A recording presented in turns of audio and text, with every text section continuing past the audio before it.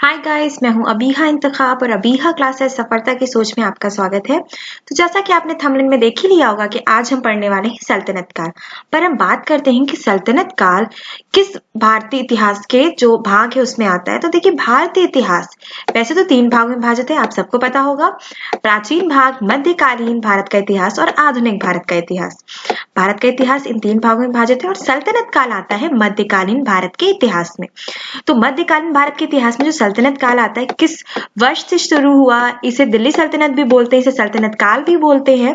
इन सब पे हम बात करेंगे और साथ ही साथ इनके जितने भी शासक गुजरे हैं उन सबके नाम हम याद करवाएंगे आपको। कुछ सेकेंड्स में नाम आपको याद हो जाएंगे ट्रिक के जरिए। ट्रिक बहुत मजेदार है, जैसा कि थंबनेल में आपने देखा ही होगा, एक मजेदार ट्रिक के जरिए। तो हम पूरे जो 5 वंश गुजरे हैं उन 5 वंशों के नाम याद करवाएंगे ट्रिक के जरिए। उनके अंदर जितने भी शासक गुजरे उन सबके नाम याद करवाएंगे यहाँ पे। तो वीडियो पे लास्ट तक बने रहेगा, ये बहुत ज्यादा हेल्पफुल होगा आपके लिए। तो मध्यकालीन भारत के इतिहास में चलिए पढ़ते हैं सल्तनत काल। और मैं सबसे इंपॉर्टेंट चीज बता दूं कि अगर आप चैनल पे नए हैं तो चैनल को सब्सक्राइब जरूर कीजिएगा, वीडियो को लाइक जरूर कीजिएगा और जो भी प्रॉब्लम है उसे कमेंट करके बताइएगा और दोस्तों को वीडियो जरूर शेयर कीजिएगा कि आपके साथ साथ आपके दोस्तों का भी भला हो सके।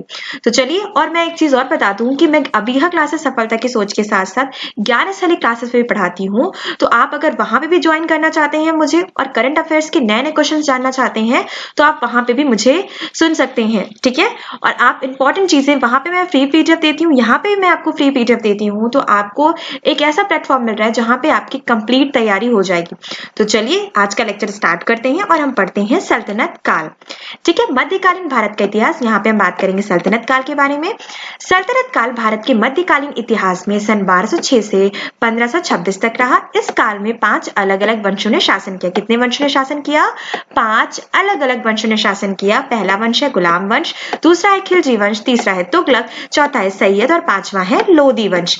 ट्रिक क्या है इनकी, इस पे बात करेंगे। देखिए, कुछ सेकेंड्स में आपको याद हो जाएगा। ऐसे तो बहुत टफ लग रहा है आपको, गुलाम, फिर खिलजी, फिर तुगलक, फिर सैयद। तो ऐसे आपको कुछ सेकंड्स में मैं नाम सारे के सारे याद करा दूंगी कि ये 5 वंश आपको कुछ सेकंड्स में याद हो जाएंगे। तो ट्रिक क्या है? देखिए, ट्रिक में आपको जो बता दूं कि आप ऐसा मत सोचिएगा कि पूरे के पूरे ट्रिक में पूरे के पूरे नाम आ जाए, ऐसा नहीं होता। कुछ चीजें मिलती हैं ट्रिक में, क्योंकि आपके सामने 4 ऑप्शन होते हैं, 1 2 3 4। जब भी आप किसी कॉम्पिटिटिव एग्जाम्स को जब देने जाते हैं तो वहां पे आपके 4 ऑप्शन होते हैं और अगर आपको ट्रिक आपको याद रह गई तो आप सही पर ही ट्रिक करके आते हैं, क्योंकि नाम आपको ट्रिक याद दिलवा देते हैं। तो चलिए अब हम बात करते हैं गुलाम वंश, खिलजी वंश, तुगलक वंश, सैयद वंश, लोधी वंश, इसको कैसे याद करते हैं। 2 प्रेमी बात करते हुए कहते हैं, गुल खिलेंगी जब हम तुम लक से मिलेंगे, याद रखना मेरी इन बातों को, याद रखना इन बातों को, लौट आना। कुछ समझ में आया? गुल यानी कि गुलाम वंश, खिलेंगे यानी कि खिलजी वंश, जब हम तुम लक से यानी तुगलक, मिलेंगे याद रखना यानी कि सैयद, और लौट आना यानी कि लोधी वंश, ठीक है। इन 5 टॉपिक्स पे हम बात करेंगे यहाँ पे। चलिए अब आगे बात करते हैं कि इनके अंदर कितने शासक गुजरे, गुलाम वंश में, खिलजी वंश में, तुगलक वंश में, सैयद वंश में और लोधी वंश में। तो चलिए एक एक पे बात करते हैं। गुलाम वंश में कौन कौन से नाम हमें देखने को मिलते हैं यहाँ पे? कुतुबुद्दीन ऐबक, ये संस्थापक हैं और पहले शासक हैं। देखिए, जो पहला शासक होता है वही संस्थापक होता है। तो इसका मतलब सल्तनत काल की शुरुआत 1206 ईस्वी से हुई है। 1206 गुलाम वंश की स्थापना और 1206 से ही पहला सल्तनत काल का ही वंश है। तो इसे आप बोल सकते हैं कि 1206 में ही सल्तनत काल शुरू हुआ।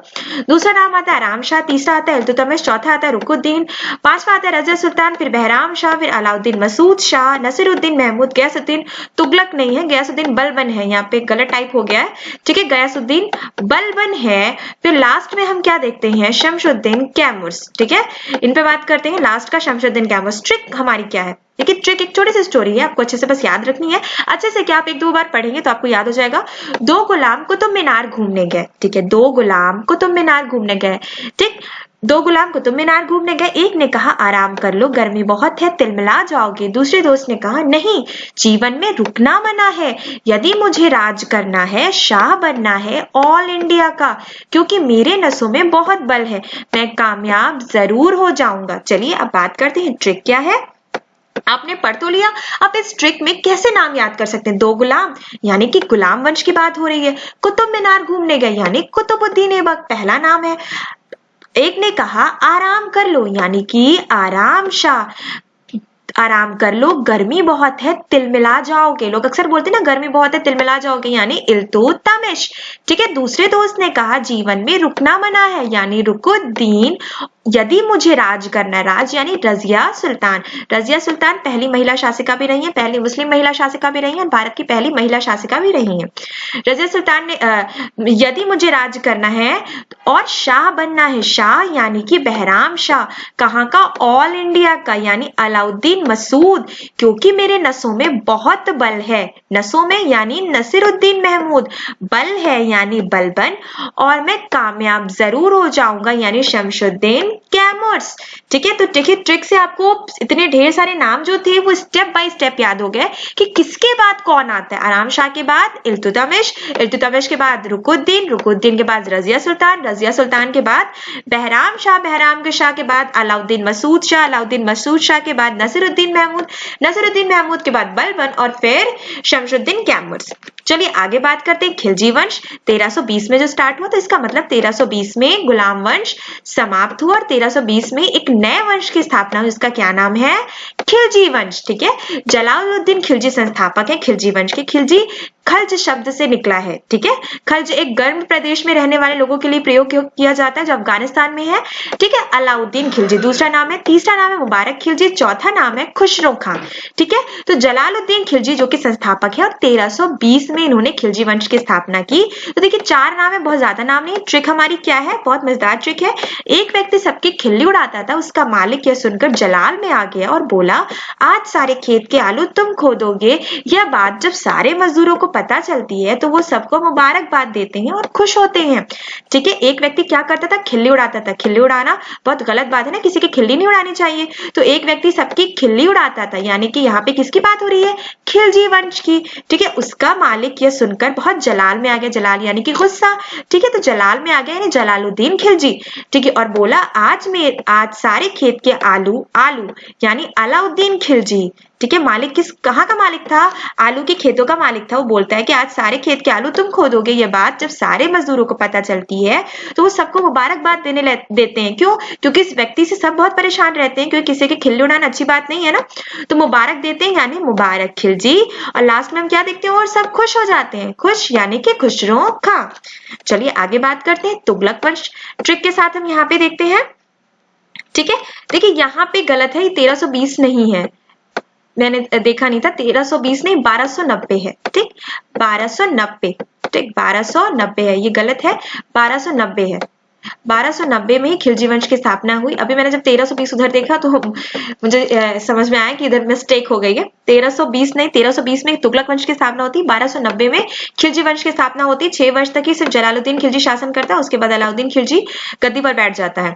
और 1316 में अलाउद्दीन खिलजी की मृत्यु हो जाती है और 1316 में मुबारक खिलजी गद्दी पर बैठता है और बस कुछ ही समय तक शासन करता है। और 4 साल बाद यानी 1320 में खुसरो खां द्वारा मुबारक खिलजी की हत्या कर दी जाती है और खुसरो खां गद्दी पर बैठता है। वो भी बस कुछ ही समय के लिए बैठता है, कुछ महीने के लिए बैठता है, और फिर गयासुद्दीन तुगलक द्वारा तुगलक वंश की स्थापना की जाती है।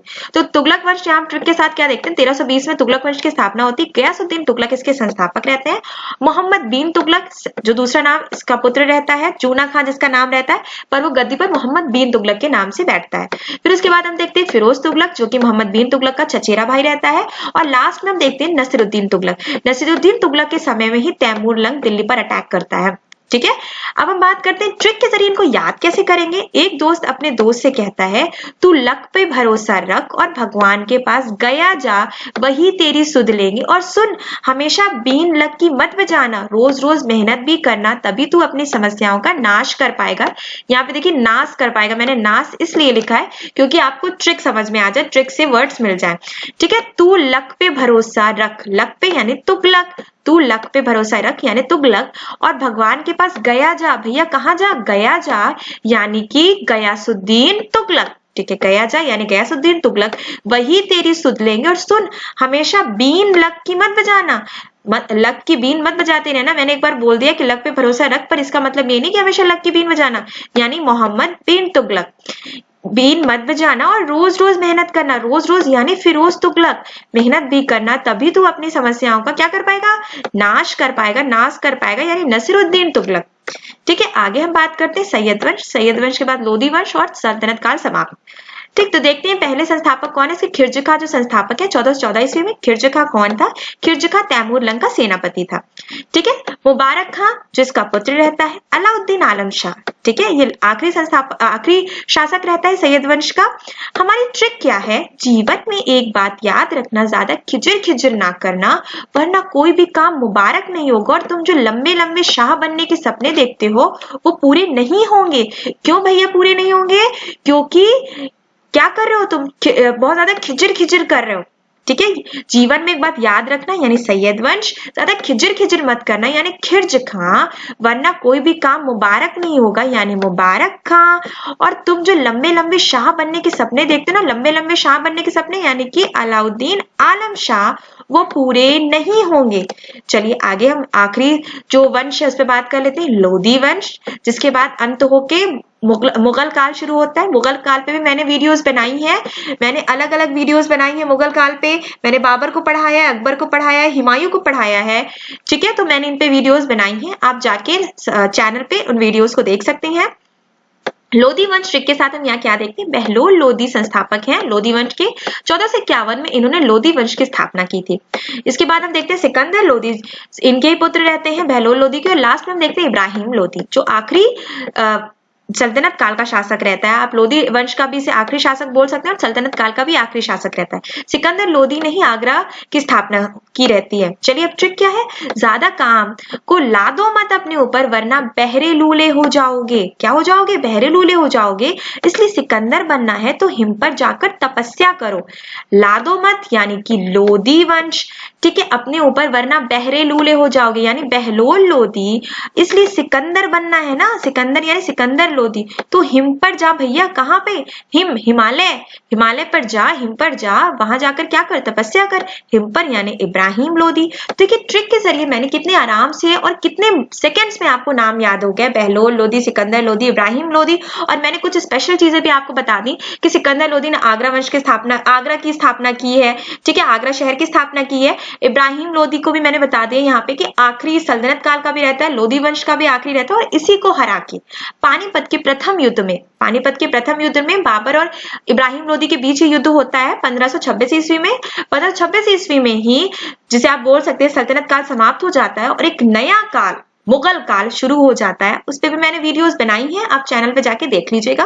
तो चलिए मैंने यहाँ पे लोधी, सैयद, तुगलक, खिलजी और गुलाम वंश पढ़ा दिया आपको। तो ये पांचों के पांचों वंश में जितने भी शासक गुजरे उन सबके नाम हमने ट्रिक के जरिए यहाँ पे याद कर लिए। तो वीडियो आपके लिए बहुत ज्यादा हेल्पफुल है। और अगर अभी तक आपने चैनल को सब्सक्राइब नहीं किया है तो चैनल को सब्सक्राइब जरूर कर लीजिएगा, क्योंकि यहाँ पे आपको हिस्ट्री, ज्योग्राफी, इकोनॉमिक्स तीनों के इंपॉर्टेंट टॉपिक्स पढ़ाए जाते हैं। और वीडियो को लाइक जरूर कीजिएगा। वीडियो देखने के लिए थैंक यू।